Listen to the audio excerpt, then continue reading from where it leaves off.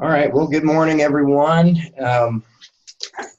So I did get a couple of emails about not being able to access the test, and unfortunately, I was out of town all weekend, and I just got back pretty late last night. So I haven't been able to figure it out. I have been talking to Ken, our distance education coordinator here.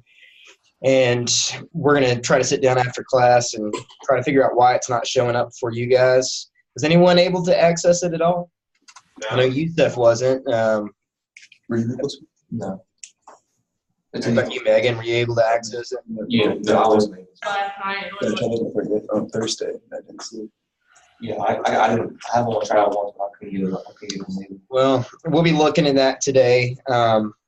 Hopefully we'll get it up today. I can't make any promises because I don't know what the problem is. It shows up on my end, and it looks like you're able to take it. I even tried from the student view on Blackboard, and it looks like it's there. So I really don't know what the problem is. We'll try to figure it out today, though. So check back, and I don't want to be a thorn in everyone's side here with holidays coming up. So we'll continue to honor from the day that you all are able to access it. So a week from that date, whether that is today or tomorrow, I'm going to do my best to get it up before everything closes down. So check back, and I'm going to go ahead and I'm just going to remove the time limit from it as well. So it was going to be 2 hours, but I know how busy people are with the holidays, traveling, going in and out. So I'm just going to try to make it as open as possible for you. It's a little bit longer than last time because we covered more material. So it's around 50 questions. I say around 50 because some of them are matching and there's, more points for some questions. So we'll say 50-ish questions. Hey, but that makes it better because each question is worth a few less points. Anyway, basically what we're going to try to do here is we're pretty much going to spend the rest of the semester on Unit 3. We'll touch on some stuff in Unit 4 towards the end, depending on how far we get. But Unit 3 is really into the actual production of your crops and the use of crops. I feel like that's one of the things probably most of you are most interested in. So really want to focus on that and take our time on Unit 3. With your crop project, you guys will actually be covering some of the material from Unit 4. And I've just about got an example up for you. So again, still have some people that haven't signed up for the crop, but I'm just going to go ahead and pair people up, and I'll send you guys out an email to let you know who you're paired with and who to contact in order to start working on the second phase of the crop project. I'm going to have an example of both up there. So on the individual level, your crop project is just the write-up, looking at that project checklist. Basically, all the basic information of producing the crop, growing it, its taxonomy, all that good stuff. And then the presentation will just be the two of you working together to make a PowerPoint presentation that you'll upload onto a discussion board so that everyone can access it. And I'm going to also kind of walk you all through how to narrate it too. So you'll be narrating your PowerPoint.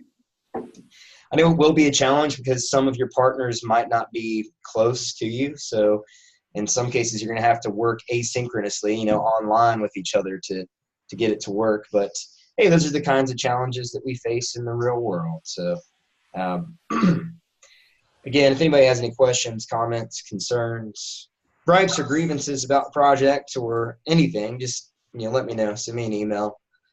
Give me a phone call if you want to. We could even Zoom or Skype.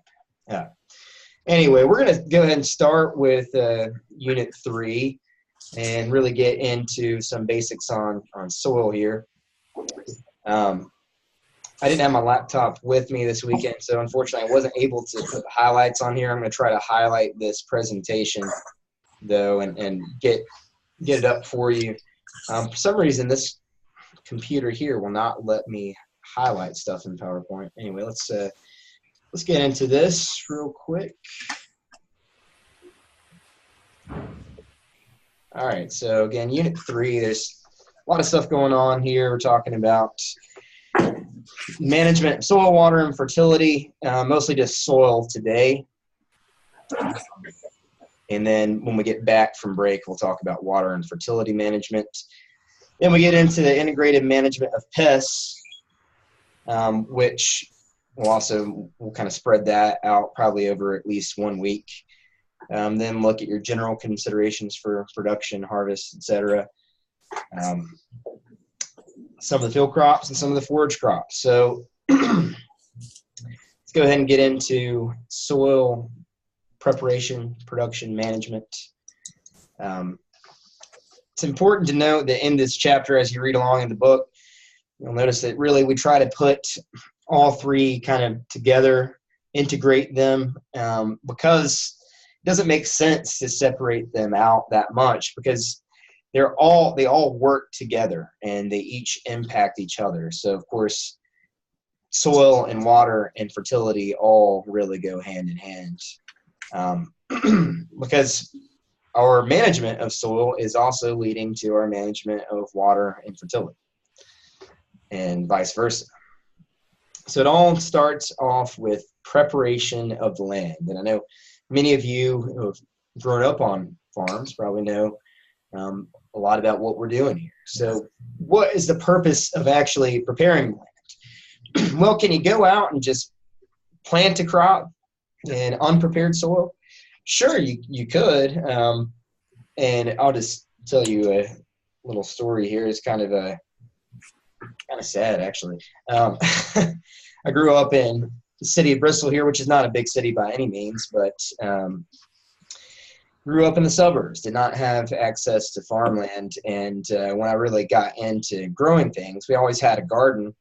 And I learned a lot from my grandparents and my mom as well, who were all gardeners, but didn't really know exactly what to do. I had a friend who worked at a local Kmart. Gosh, I don't even know if there are any Kmart stores left anymore. But they had Bonnie plants, which are just a brand of greenhouse vegetable transplants. And he was asked to go throw them in the dumpster at the kind of end of their sale season. And he didn't really want to do it. So he took the plants and we brought them over to my dad's house, and we just dug holes and planted them in the ground, no land preparation whatsoever. And guess what happened? We were able to grow a couple of tomatoes. It was, really, the purposes of land preparation are actually to get you the optimal environment to be able to grow your crops. So first, use it to level the land, or I'll say, somewhat level the land where that is needed. And of course, in some cases, it's not really practical. And crop production cannot be on level land, especially in our area of the state over here. I know you guys have quite a bit more flat land than we have, but in some cases, you're planting on a slope, and you have to do terracing and stuff like that. So, however, most arable land is kind of viewed as land that can be prepared, that can actually be plowed. So, in that plowing, sometimes we're getting it to a grade at which you can plant, and at which moisture will move but not erode soil, ideally. But still be able to percolate into the soil. We also may be incorporating crop residues, including green manures or cover crops as well, when we're preparing the land. And in some cases, that might just be whatever was there before, kind of what we consider fallow. That might just be grass, or maybe a mix of grass and clover. It might just be weeds. Might be abandoned farmland. In any of those perspectives, we're basically taking what was there before and putting it back underground. That can incorporate some organic matter as well as some add some nutrition to the soil as well.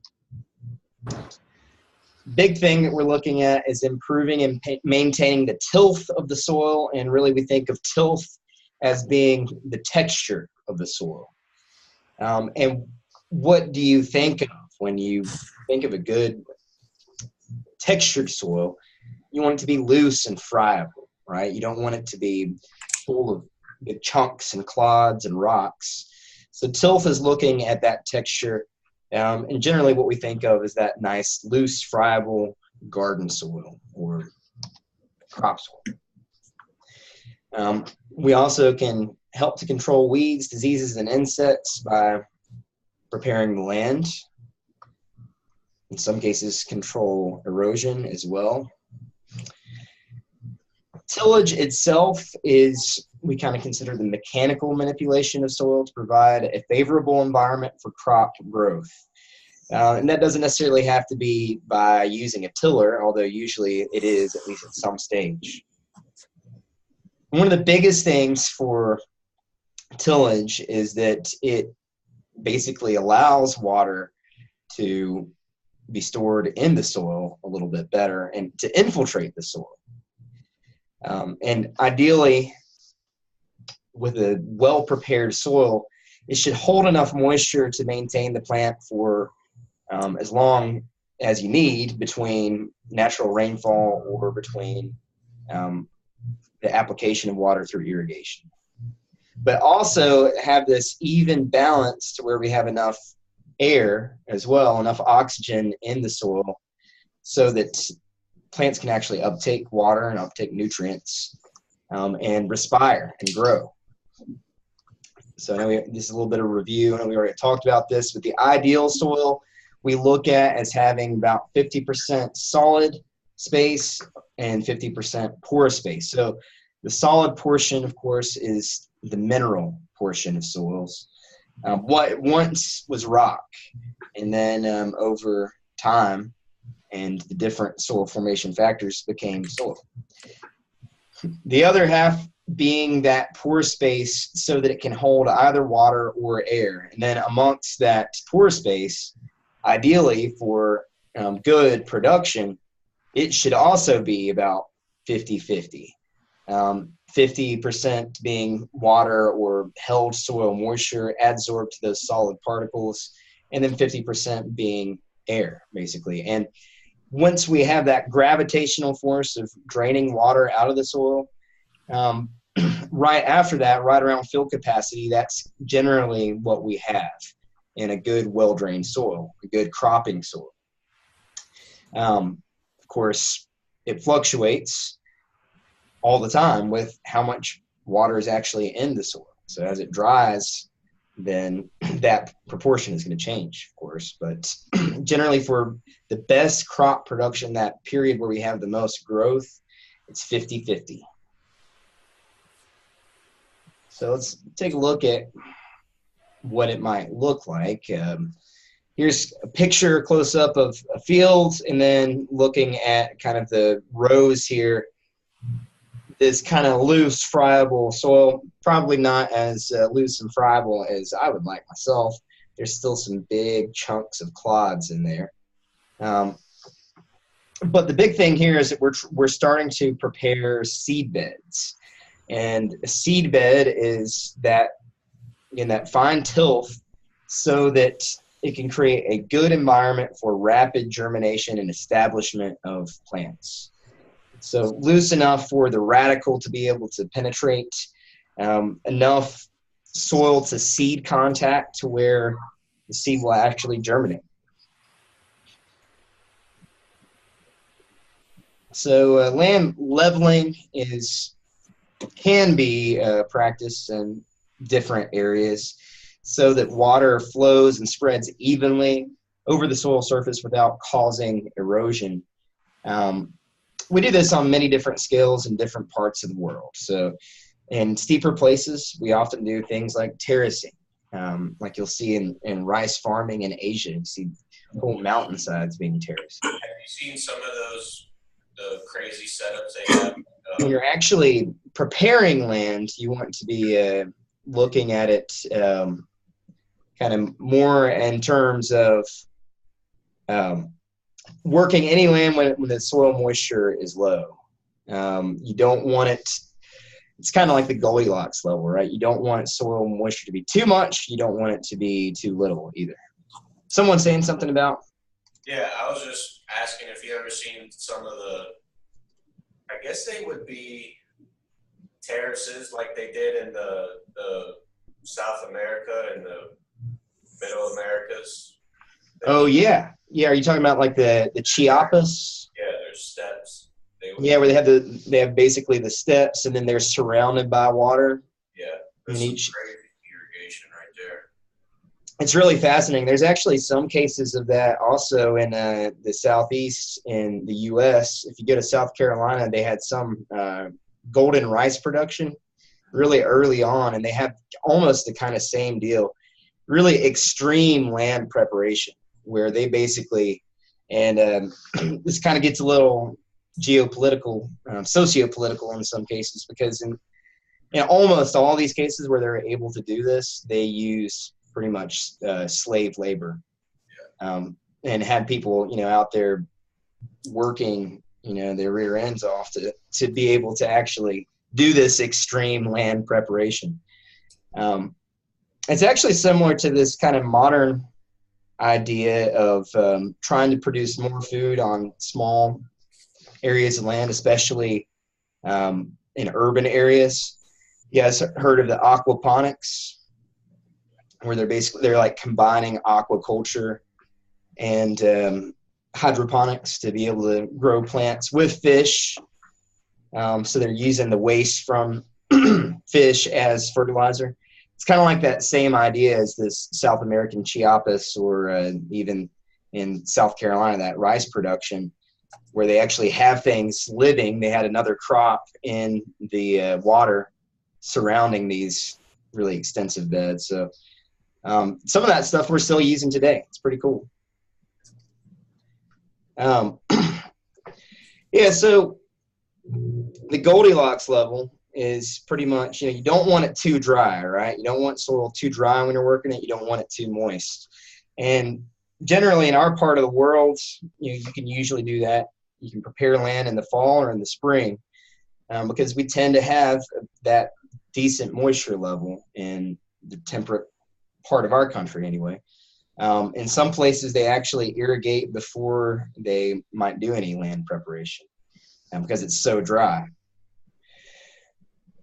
So in the picture here on the right, you can kind of see how the water is spreading. This is in a flood or furrow irrigation system. Again, it benefits from being level or near level, graded to where the water, remains long enough to where it actually is, available to the crop itself. So usually the first step that we look at in terms of land preparation, leveling is very intensive, and we're not usually doing that on a yearly basis, right? You're trying to level, a few times, if ever. But the most common beginning practice is through plowing. And basically the plow, whatever type of plow it is, there's many different varieties of plows out there. It's inverting the soil, basically turning the residue on top and flipping it underground, to where you're getting mostly that, a horizon of the soil, including what was on top, including that organic layer and whatever crop residue there was, and turning it underground. It also kind of affects the tilth as well. And when we start to plow, you want to look at it as trying to remove most of the residue. You don't want to just come in and just like plow like a whole corn crop under. Usually we'll have an implement that comes to chop a lot of that residue down before inverting it. Of course, a lot of that is taken care of just through the harvest, especially if it's a mechanical harvest. And in some places, before we had machinery, we often just burned it and then plowed it. So the main two plow types are moldboard or disc plows. And the moldboard plow is, larger, longer, and has that kind of natural, plow shape that you look at, and it's basically shearing and slicing as it moves along, and it's kind of curved in a way that it's turning it over too.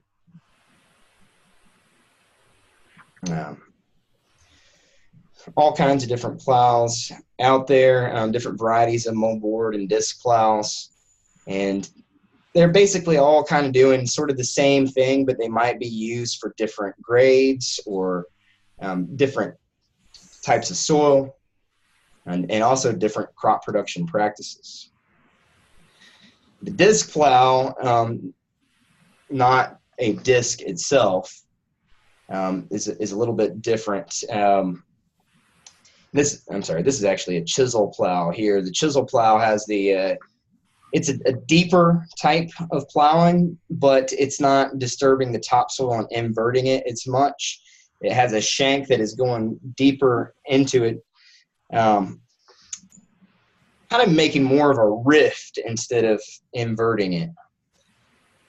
So chisel plow is often done kind of more for soil conservation, to allow better infiltration, less erosion. Also, it's used in many cases, especially in drier parts of the world, to try to create rifts, to move water and preserve it in soil for longer periods of time. Disc plow is a little bit different than disc harrow. Is these large concave discs that you're basically just moving, often with additional weight on the back of the implement as well, to kind of pound these clods down a little bit more. And this is actually for looser soils. You see these more in operation in the Midwest. And in some cases, you'll kind of do both types of plowing. You might do a moldboard and then follow it with a disc plow, and then follow it with a disc harrow. So the difference in a disc harrow and a disc plow is basically just the size of the individual discs themselves. So the disc plows are much larger, whereas the harrows are really just there just to reduce the size of soil clods, whereas the plow is also doing some inversion as well. So usually what we do here in our area anyway, and probably a lot of you over there, would do a moldboard plow and then follow it with a disking of the harrow. In some cases though, especially with loose textured soils, you can actually use disking without plowing, especially if you have really good soil tilth itself. Here's one that is just a particular type of disc harrow that basically allows it to crunch down those crop residues even further. So this would actually be used often in a no-till situation. Even though it kind of seems like tilling, you're not actually disturbing the underlayers of the soil. You're not really getting into the A and B horizons. You're really just taking care of the residues on top. So the harrow itself is just reducing soil clod sizes and smoothing the soil surface, and can do some, small scale leveling as well. You can also use harrowing after some regrowth to do some cultivation of smaller weeds.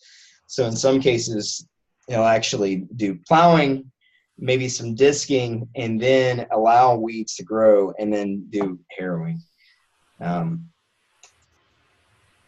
this is often on large scale agricultural production, one of the more the end touches of field preparation. Unless you're going to be adding seed beds being actually formed and actually raised, kind of the whole raised bed idea on the field level. If you're adding mulch or if you're irrigating row crops, then generally you raise the bed itself. And in some cases, they'll actually do some disking and harrowing at the same time, having a harrow attached behind the disc. And of course, just like many different implements, there are all kinds of different harrows out there. There are cultipackers, there's rollers, there's chains and draggers, all kinds of different things out there to, again, for different soil types and for different crops. So here's just one example of a spring tooth harrow. And basically what this does is, as it comes across larger, and it's kind of hard to see on this image, but as it comes like larger clods, the tooth actually kind of, it springs up as you come along them, but then it has force to kind of press it down as well. So it's really good at breaking up soil crusts, reducing those clod sizes, and also destroying some smaller weeds that have regrown. Listing and ridging is often done, especially in vegetable production. And basically this is really just creating a raised bed pretty much. And using the term raised bed, you might be thinking of like one built with wood here, but really it's just mounding the soil in the row pretty much. And most modern vegetable production, especially on organic scales, this is what they do. They are, actually using this particular type of plow in order to mound that soil up into this, 8 to 10 inch high kind of raised bed in a way. Often they will actually incorporate multiple implements into this as well, to where they're shaping the bed. They're also laying mulch and mounding soil on top of the mulch. In this case, I'm talking about plastic mulch here, as you see the plastic culture in the image. And in some cases, they even have it to where it's also laying down irrigation line all at the same time. So that's actually very often done in vegetable production. Most field crops, though, you don't see these being used.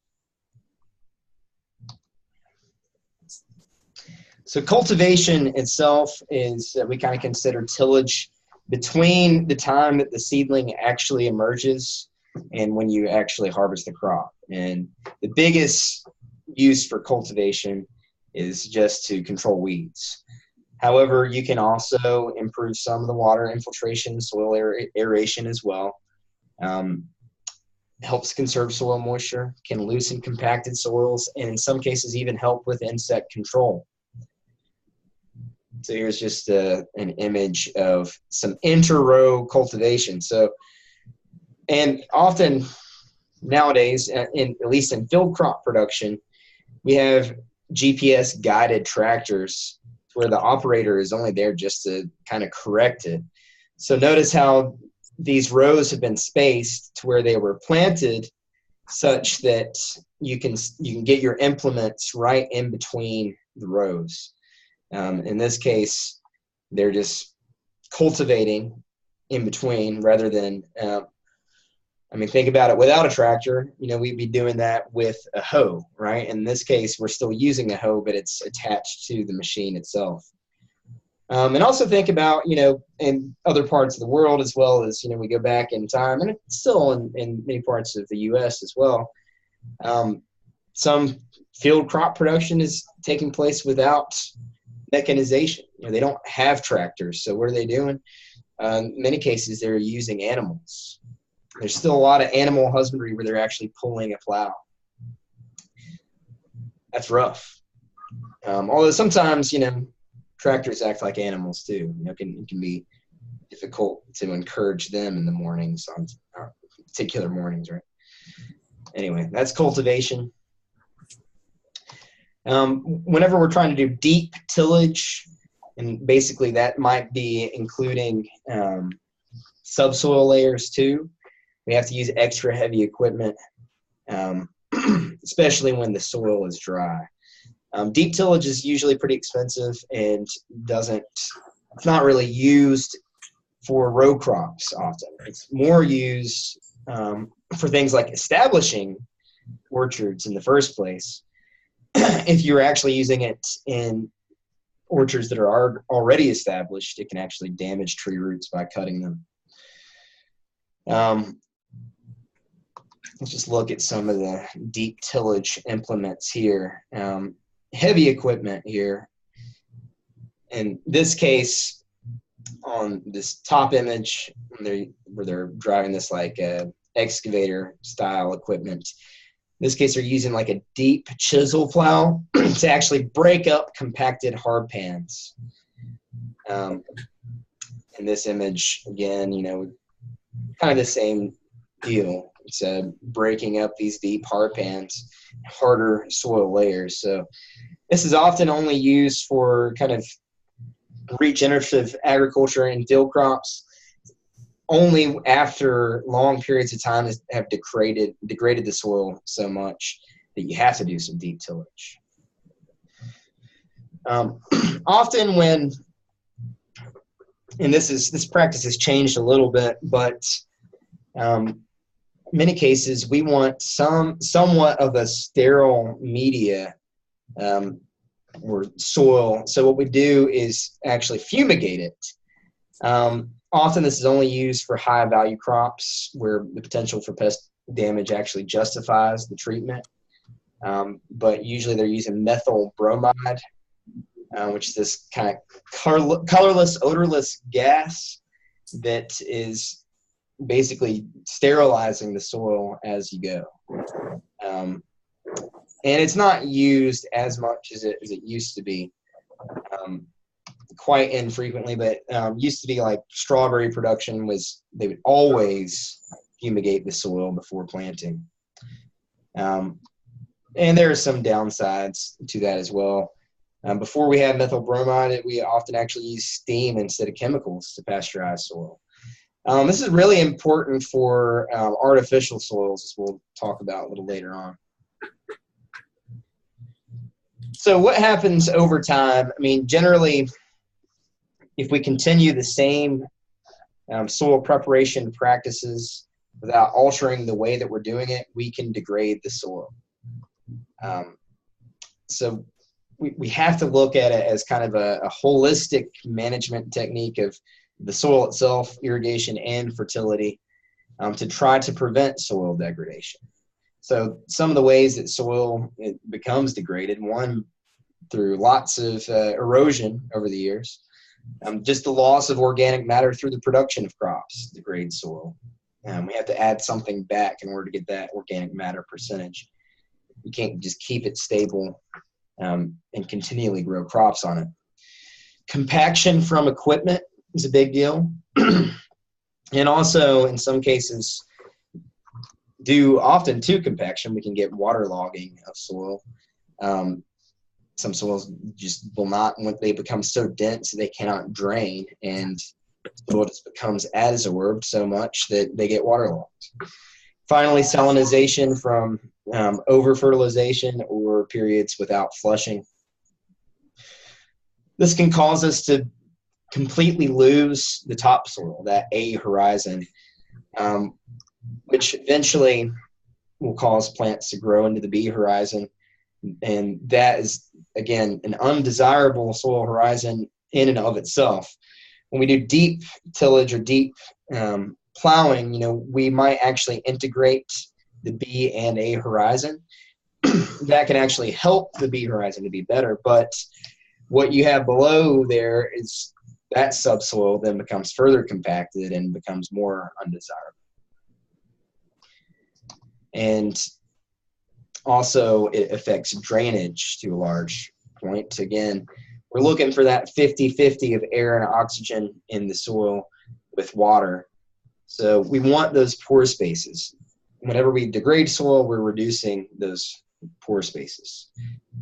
Tillage itself is going to temporarily increase this pore space and the contact between soil solids and the atmosphere. So you're actually integrating air initially and increasing that pore space by, but as it becomes more susceptible to compaction as you till, and if you continually till at the same level, then you create a very harder sublayer of soil. Big thing is that as we incorporate that extra oxygen to the soil, that basically gets a big boost to the soil microorganisms, which can be, again, it's temporarily, it's a good thing, but over time that can be a bad thing, because once they become active, they begin to actually decompose soil organic matter. And again, the continued loss of soil organic matter can lead to the deterioration of the soil structure itself, loss of water holding capacity and nutrient holding capacity. So generally over time, unless you're adding organic matter back into the soil, you're going to degrade the soil just through growing crops on it. Especially when we're using a lot of synthetic fertilizers and not actually adding that organic matter back. So not just in plant management, but in herd management as well, we have to look at soil compaction. Because basically anything, even you kind of walking in your field or garden, can cause some soil compaction. So in this case, we got a truck driving in the field for harvest. That's going to cause some soil compaction, right? I mean, you get a vehicle that is potentially several tons in weight driving over soil. That's why it's important to plan out land preparation practices and have areas where it's planned that you would be bringing in vehicles, etc. Of course, this is always worse when the soil is wet. So we want to try to bring any heavier machinery in when the soil is at a decent level of moisture, kind of that Goldilocks level, not too dry, not too wet. So this is just kind of a poor photograph, anyway, of some compacted soil. And you can kind of see that the surface in this compacted layer, have slight differences in, kind of the density of the soil itself. And of course, just the whole idea of soil compaction is basically preventing roots from being able to penetrate it. And it's going to limit the volume from which these roots are able to actually extract nutrients and water, which is going to negatively affect crop production and reduce your porosity. When it becomes compacted, then keep bringing up that word, that term bulk density. Basically, it is exactly what it sounds like. It's just a reduction of soil pores and an increase in kind of the solid, the compaction, the solid surfaces of the soil, solid portions of the soil together, pressed together. So there's just a look at some compacted soil and non-compacted soil here on the left. So you see that you'll get cracking, stuff like that, in more compact cases. And here's just a graph showing water infiltration rates through light and severe compaction. And guess what? Soil infiltration is greatly reduced. So what could that potentially cause? Well, it could cause more runoff, which then in turn causes more erosion, which might sound counterintuitive. You'd think that a more compact soil would be more resistant to erosion, but it's not, because water, again, is an extremely powerful force, and it's going to move soil particles really no matter what, especially when you get enough moisture in there. So basically, soil compaction is a big deal. And we have to look at when we harvest and when we prepare soil in order to kind of avoid compaction. In some cases, I mean, on the small scale, I try to stay out of my garden when it's moist out there, because even your footsteps will compact soil. So I also try to keep a bed spacing to where I might continually walk in the same rows and only compact that soil that is not used directly for crop production. So here's an issue that could be associated with compaction, but not always. It's often caused by compaction from rainfall or heavy irrigation. And actually really like this image here on the right, where it shows kind of the cross section of this raised row. So that on the top is just the soil crust, where you have just this 1 or 2 inches of soil that is more compacted and can restrict seedlings to their ability to emerge. It can actually make almost like an impermeable layer there to prevent water infiltration and gas exchange as well. So generally, soil crusting is most often caused by just poor soil texture itself, a lack of organic matter in the soil, but then what happens to the soil after it's prepared. If you have a significant rainfall event afterwards, then that will cause soil crusting. We talked about salinization, and basically it's often caused mostly by constant irrigation in dry places, but also over fertilization as well.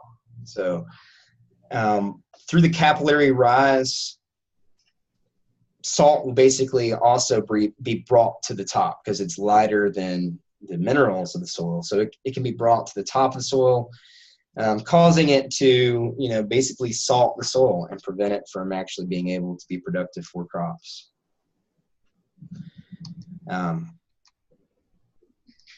So let's look a little bit at improving soil and conserving it. So generally, one of the best ways to improve a degraded soil is to just kind of go fallow for several years.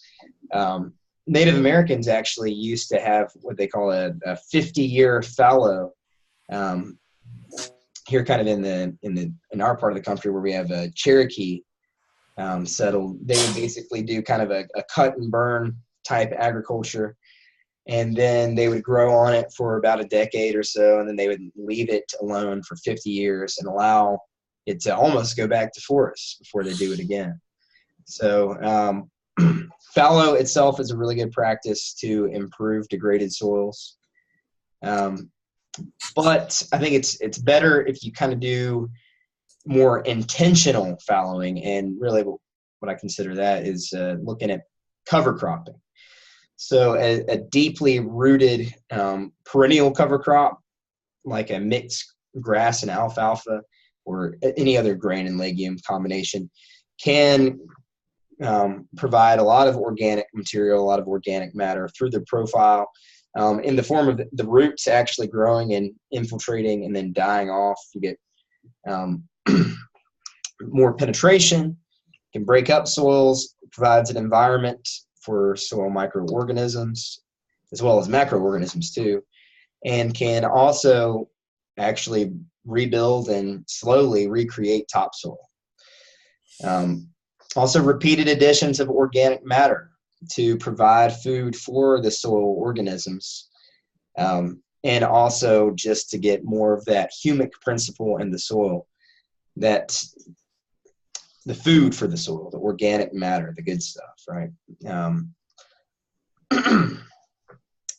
And larger cropping areas such as field crops, the agronomic crops, they've often shifted to no-till crop production as a way to try to preserve and conserve the soil. So basically, they use the crop residues themselves to protect the soil from erosion. And just the lack of tillage will allow the soil organisms to flourish. Then they also tend to incorporate organic matter as well in these no-till situations.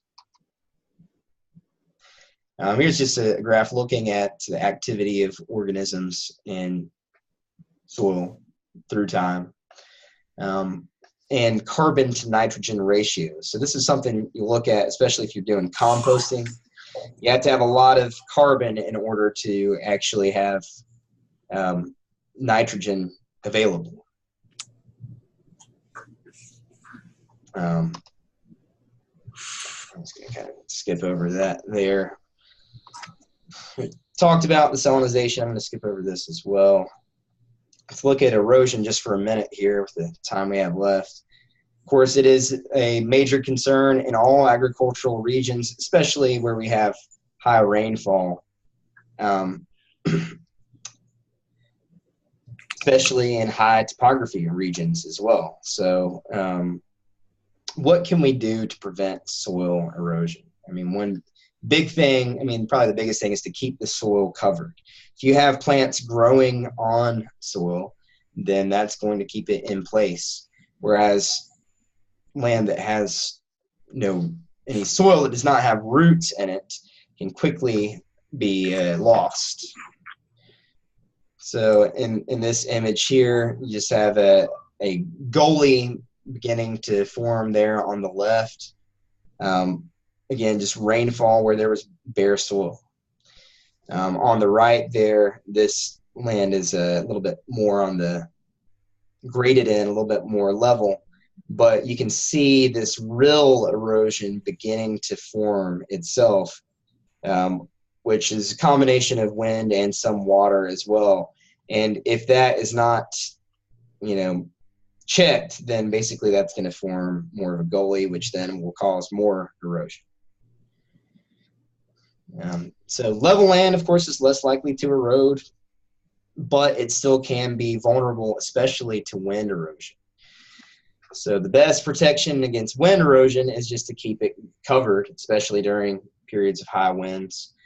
Some crop residue can use that, using some mulching in some cases, especially on smaller scales as well.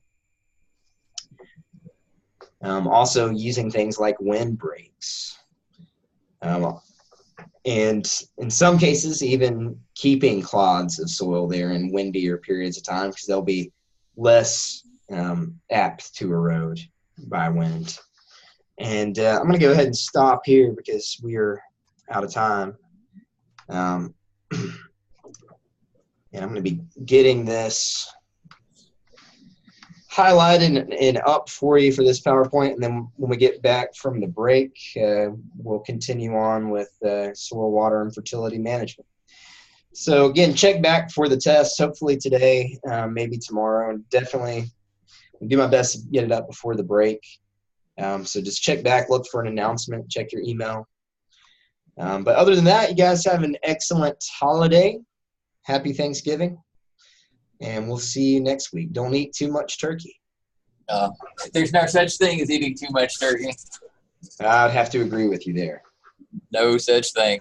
Oh, and I went into Blackboard. I've got instructor access, and there I don't see any hide nor hair of that test anywhere.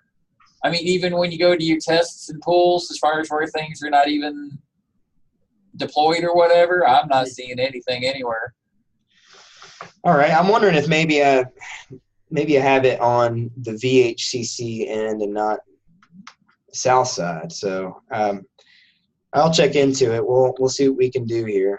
I mean, it should be if it's you log in one place, everything. Because I'm in Southwest as well as South sides, and I've never had a thing of it being in one area and not in the other, college-wide. But yeah, there's definitely some voodoo going on. Good luck. Thank you. I'll try to deploy it again. See what that does. All right. Well, y'all have a good week. Take care. Okay. Bye.